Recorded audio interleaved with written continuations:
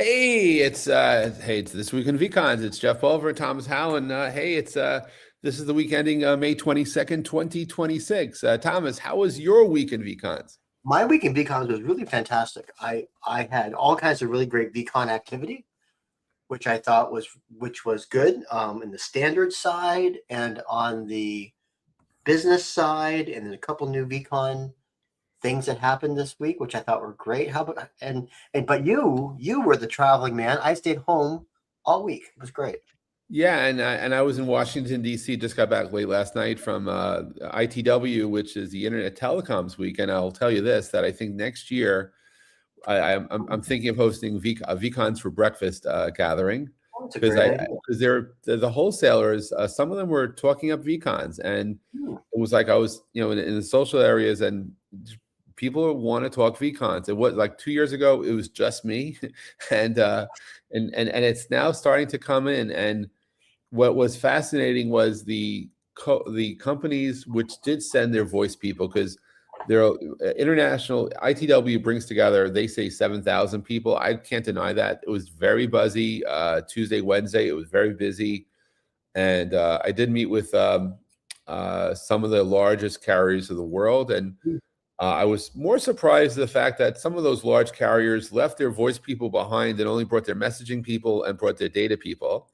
But when I did have a conversation, I started getting ideas, particularly when like the number two company of a country, they gave up their consumer business years ago to WhatsApp. And when I started thinking about the applications that they could offer the consumers if they had vCons inside the core and offered, intuitive service, like a whole bunch of services, I realized it's sort of like the Empire Strikes Back, that you actually, after all these years, the benefit of having the plumbing is that you could leverage your infrastructure and have an edge over the over-the-top people.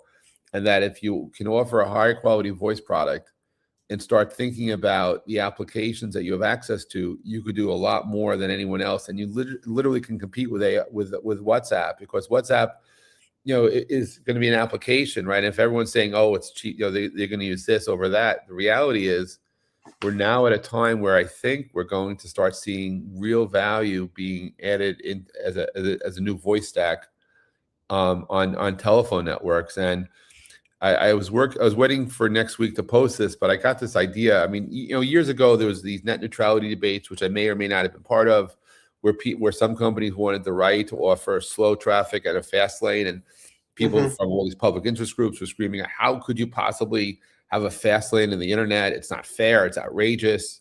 Just business, but it's unfair and outrageous, right? So forget about that. But imagine going forward that if you're a business customer, you could choose if you want to have standard voice, high definition voice, or even super wideband voice, and pay a premium for that if you need it, because you know what, your business customers, you're running AI on top of it and you want the highest quality signal. So why not offer that as a premium service? Or even better, maybe in the future, carriers will actually have three types of customers: consumers, if they choose to do consumer; business, if they choose to do business. And what about AI companies sitting there as another type of customer, where they're bundling into the carrier their functionality? That's a really interesting idea. Yeah, you know what? And so I don't think most people know that if you are a mobile user and you're calling another mobile user, the quality of voice that you would have between those two users is much higher than if you had jumped off the mobile network to either to a landline or over the internet. Yeah, and that's the amazing part, because it's the wideband AMR codec that's built into our handsets today, and you can go end to end, and it just sounds so darn good. I remember, I started evangelizing HD voice in 2008. I was embarrassed into it. And from 2008 to 2011, we got AT&T, Verizon, Orange, and a lot of other operators to say yes. And then years later, the codecs were sitting in those handsets. And so now, it's like I was just pondering and talking to some operators, and I realized, you know what? Finally, it's not about dumb pipes anymore. Sorry, it's really about the fact that you have the infrastructure, leverage it, and it's because these are all things that are beneficial when we go to an all IP world. And I when we're going end to end IP, forget about the PSTN. Yeah. we can open up a whole, You know, galaxy of opportunity. I remember 20 years ago with Vaughn in 2006, people were talking about 5G. And it was like 20 years ago. But the one thing that stood out in my mind is that 5G was all about end-to-end IP. So guess what? We have it in mobile. Broadband has always been end-to-end IP since the beginning. right. I imagine with satellite, that will be end-to-end IP as well. So in this world of IP, so many wonderful services can be released. And maybe we can bring trust back. Maybe we can actually identify those endpoints and start to understand where we're going and bring back a layer of creativity and innovation. And so it's fun. And one of the things that stood out in my mind was last weekend I was up in Boston and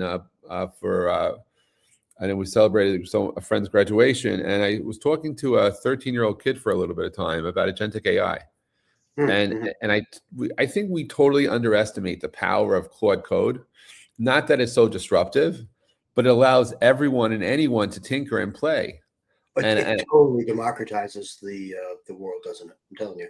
And by the way, I met a friend of mine who's a lot older who has spent 20 years running his business, and he hired someone to run his business so he could be a developer again, because he's really enjoying going back into coding and where it's really prompt engineering coding, and it's kind of cool. And so I think when we look at where vCons are and that layer of understanding, we're going to be seeing things change, and even the way that what was once unified communications, you now can truly unify communications. And so it's kind of cool. So I saw on the so you have some drafts coming into the IETF on vCons, the new drafts coming into the meeting. I do. And so it is. So there's a proposal that's been put out for a birds of a feather session to put together a working group called Audit. And Audit is for agent auditing, and it's a synthesis of many of the IETF protocols between WMSI and RATS. Remote attestation is RATS. WMSI is workflow, and then SCIT, which we know about. Any Scrappy? Scrappy on this other side of SCIT. So I guess some Scrappy up there. And Hank, the primary author of SCIT with Ori and the folks from Motorola or Microsoft, put together a new draft of how these all go together. And Hank himself wrote a spec on how would you represent an agent, like a AI agent conversation, and broke it into two parts. One part is what the person would see. So if you were the robot and we were talking, I'd say, tell me how to make a martini, and you tell me how to make a martini, right? But the other part of it is the chain of thought, the reasoning that the robot's doing behind the scenes to tell you what it was, so how to make a martini. And so the robot's going, okay, Thomas wants another martini. This is the fourth one today. And, which is probably not true, but working through. And so those two different dialogues are represented inside a vCon. And so that you can then relate, the things that we ask for as humans to the things that might kick off a robot situation, and one step lower. When the robot situation gets kicked off, what are they doing behind the scenes? And so there's three different places it can happen. And I put in a draft for an extension to vCons that supports that. And it worked out beautifully. Very nice. That's amazing. And I saw that you brought and Diana's your privacy draft is. We're all just getting ready for the last call. Trying to make sure that we have an info meeting happening. And so Diana and I wrote the privacy primer. And so that's hopefully part of the first, push of the RFCs. And then I wrote the overview and Dan wrote the core. So we had split. Dan, I wrote the original submission, and we split it up. He wrote the core, I wrote the overview. So those are the three that we're pushing hard. So for people who are tuning in that are getting wind of this vCon thing happening and the RFC maybe coming out in 2026, is the likelihood it would be are RFCs published before or after a major IETF meeting, or is the timing is irrelevant? The timing can be irrelevant. So there's really two steps of last call that happen. The first last call is called working group last call, and then everyone in the working group has a chance to say, okay, this is my last opportunity to like complain. And that takes about 2 Complain, weeks. not add something constructive. Complain. Well, no, come on. Yeah. Constructive it's criticism, but it's constructive criticism, which seems like conditioning to me. And then the next step is the IAB, which is the Internet Architecture Board. Joe Hildebrand, one of our advisors at vConic, was on the IAB. It's like basically the Supreme Court of the Internet. And they're the ones who go, okay, we're okay with this, and we've had a number of IAB members involved in aspects, so they're not going to be shocked. There's no surprise there, and I'm sure they would have like said something before now. So I don't think that's going to be much of a gate. So about a month after we start the process, when the RFC comes out, and I'm not saying this is going to happen, but I did notice that this week the 9,990th RFC was issued, because they give the numbers, right? Right. So maybe 10,000. Wouldn't that be a hoot? That'd be a real hoot. About to miss it, but I think we'll be in the 10,000 series. Will be the start of the new generation of the internet. The agentic internet will be, starting at 10,000. That is amazing. And how is just looking back a little bit from the time you were working on SIP to now, was there any hints to you that vCon would be the way, that this would be the direction you'd be doing when you were focusing on SIP, did you think we should have done this a lot sooner? You know what? Story about Claude Code for a second. So I'm writing now, and I'm writing some of the mass market introductions to vCons, because typically I talk to vCons to engineers and technology folks, and that's kind of how I work, but not to the larger world. And so I'm working on that now. And so as part of that, I asked Claude, "Would you please just get my writings?" Because I like you, I've been blathering for a long time. Yeah. Right. And so I got all my blather together. And starting my first blather was probably that I'm gonna reference was Voice as a Spice, which just came out when Web 2.0 came out. Right. That was my first time going, I think voice isn't the big deal. It's the thing which makes other things better. Right. That was the whole theory, that talk, and that was an O'Reilly talk and all that. Right. And if you look at all of my blathering through the time, yeah, no, actually, I think it really does relate to the fact that one of the biggest mistakes we've made is the session. That the problem with telecom has always been that one people go to the messaging show, one guy goes to the voice show, and one guy goes to the connectivity show, and there's a UC and there's a contact center, which is not UC, and we've had this like complete, scattering of the thing. And in order to do that, we have to like think of the technology in silos. So right. Twilio was never a session thing. It was, okay, I can make you a phone call, I can give you a text message. Nexmo was the same way, and that was the way they got put together. And I think what we found, and I found in my writing, and I'm not alone, I'm sure, it was actually the biggest mistake we've made in communication was not to think of it as a session-oriented event, not an individual message-oriented event. And so, yeah, I think this is actually just a real natural consequence of the work that we've done. In fact, I can remember back when I was designing the first IPVX, where there was one of the analysts from Forrester was saying, "Congratulations to all the voice over IP guys, just doing nothing else but putting our PBXs on the internet, but not having anything different about them." And I think that good. I think it was a good criticism. And so we had unified communications. This is different. We can do all of it, but we didn't quite get that right because But I think this is the maturation of it. That's amazing. By the way, thank you for joining the roadshow we had in New York City on May 13th. Oh my God, what a turnout, huh? That was great. And I loved your presentation, if you will, the vCons for the every person. Yeah, they deserve a file. If you think about it this way, every digital artifact that we've ever had, it had everything that's important in business had an artifact, right? Documents have one, yes. Spreadsheets, photos, sure, recordings, MP3, we had that, but we didn't have, conversations. And if that's not an important business artifact, what is? Exactly. And I'm happy to say I finally confirmed our Atlanta dates. We're now going to be on June 16th in Oh, Sandy Springs, the same facility that our fall Voice and Conversations on the Net conference will be in October. oh yeah. So Great. if anyone's tuning in and you're from Atlanta or can get to Atlanta on June 16th, the Eventbrite is up, and I'm looking to continue our evangelism of the VCon. And I understand. And so the next IETF meeting's in Vienna, right?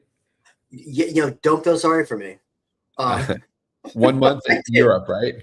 Oh my God, yeah, yeah. I get to actually, I do get to spend some time in Europe. It's my 20th anniversary, and my wife. Congratulations! Wow, Thank that's you. amazing. Yeah, we actually made it, and I'm happy. I mean, like that's 2 miracles. Well, there you go. Well, A blessed event. It's all it's good. an event. Yes, my wife and I are going over and spend a little time together, as a vacation, which I don't do any either. And then I'm going to roll into Vienna like a boss, and we're gonna get that VCon through the system. That's awesome. Well, hey, well, congratulations on all the amazing work you continue to do. And I'm just enjoying watching the awareness of vCons Isn't that rise. fun? It Isn't that is. fun? I It mean, really is. like, don't you like for such a long time? We experienced it with VoIP. I Yes. experienced it with DSL. I mean, it's really amazing to see something go from nothing to whoa, And it's growing. And we're growing. starting. Growing. And to that, you see some of the really interesting things that are happening in the VCon ecosystem. Like we got a good look yesterday at the first VCon adapter for Google Meet, Ooh. which is wonderful. I mean, and Yeah, it didn't matter. I saw that. Yes, that was very cool. Yes. And what's great about that, it wasn't from. There's been like a deep core of VCon guys for a little bit now. This is not. This is now organic. This is people who are coming in going, I think I can do this stuff, and it was great work and really needed. So I'm really happy about that. And then Dan, the nimble ape himself, Yes. is launched his VCon store in the UK. So good on him. Yes. Right. Shout out to Dan Jenkins. Yes. Yeah. Yep. And then Mindful continues to impress. Yes. Mind making. I was kind of mindful. When you do one startup, it messes you up. Mind making is like continuing to impress with their agent in the loop work. That's really I think that's really in my mind what we call in Boston a tupa. Love it. Wow. Because not only is it really illustrative of what vCons can become, but it's also a really great touch point of this is what human in the loop looks like. Sure. That if you need to put a human to like actually govern a robot, we don't have the infrastructure to do that. Right. But vCons allow you to do that because you can put a vCon between security boundaries and give me your vCon, I'll check it before it affects someone's life. That's human in the loop. It's really important stuff. I think that as more people start to learn about what vCons can do, we're going to see applications we never saw coming. And that's the beautiful thing about all this. That's the magic. Yeah, for sure. Yep. Well, yep. And by the way, if anyone's tuning in and you're building a vCon application or you have some vCon ideas and you want to be a guest in a future edition of This Week in vCons, reach out to myself or Thomas. So we're happy to have our guests. It's we're all about community and building from the bottom up, top down, sideways, wherever we go. Yeah. Always happy to talk vCons. Thomas, thanks for joining us today, and we'll see you again in a future edition of This Week in vCons. Yeah, thanks, Jeff. Take care. Take care.